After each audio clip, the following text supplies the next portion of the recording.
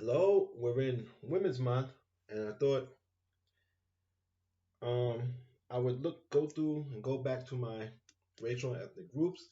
This is an older version, so the stats are probably going to be, not probably going to be, are going to be off, but the concepts are going to be current. So let's deal with women. Women are an oppressed group, even though they form the numerical majority, which is weird. They are a social minority in the United States and throughout Western society.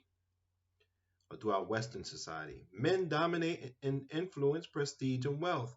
Women do occupy positions of power, but those who do are the exceptions, as evidenced by newspaper accounts that declare she is the first woman or the only woman to be in a particular position. And remember, the United States is racialized, so white women and black women are going to be different. Many people, men and women, find it difficult to conceptualize women as a subordinate group. After all, not all women live in ghettos. They no longer have to attend inferior schools. They freely interact and live with their alleged oppressors, men. How then are they a subordinate group? Let us re examine the five properties of a subordinate or minority group introduced in Chapter 1. Women do experience unequal treatment. Although they are not segregated by residence, they are victims of prejudice and discrimination. 2. Women have physical and cultural characteristics that distinguish them from the dominant group, men. This would be really in this country, white men. Membership in the subordinate group is involuntary. That was 3. 4. Through the rise of contemporary feminism, women have become increasingly aware of their subordinate status and have developed a greater sense of group solidarity. 5.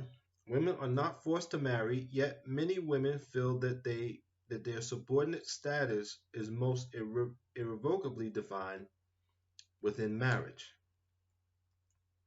In this chapter, the similarities between women and racial and ethnic groups will become apparent.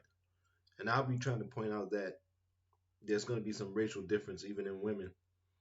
The most common analogy about minorities used in the social sciences is the similarity between the status of African Americans and that of women. Blacks are considered a minority group, but one asks, how can women of all groups be so similar in condition?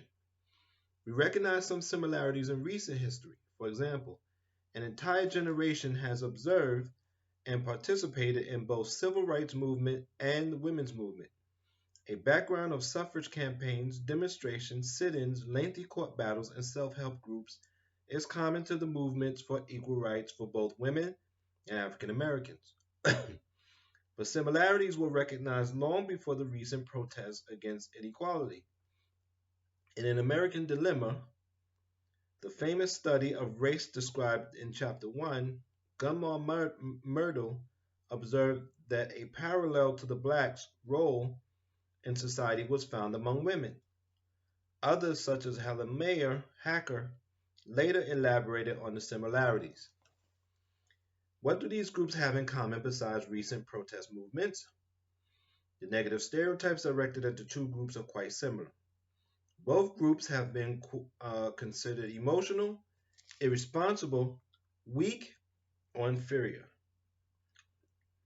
Both are thought to fight subtly against the system. Women allegedly try to outwit men by feminine wiles, as historically blacks allegedly outwitted whites by pretending to be deferential or respectful. To these stereotypes must be added another similarity.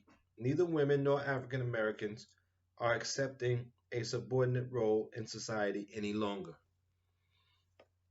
Nearly all whites give lip service even if they do not wholeheartedly believe it, to the contention that African Americans are innately equal to whites. They are inherently the same. But men and women are not the same. They vary most dramatically in their roles in reproduction. Biological differences have contributed to sexism. And sexism is the ideology that one sex is superior to the other. Quite different is the view that there are few differences between sexes. Such an idea is expressed in the concept of androgyny. An androgynous model of behavior permits people to see that the humans can be both aggressive and expressive, depending on the requirements of the situation. People do not have to be locked into the behavior that accompanies the labels masculine and feminine. In the United States, people disagree widely as to what implications, if any, the biological differences between the sexes have for social roles. We will begin our discussion of women as a subordinate group with this topic. And now we know today this book is old, but I'm sure that the latest version is going to be talking about trans and what that means, because gender roles are very fluid now. And we're going to deal with gender roles in the next reading. Let me just put a marker here. And this is the book. This is one of the last few books that I have out. Got most of our stuff packed. As you see, my degrees are gone. Our degrees are gone.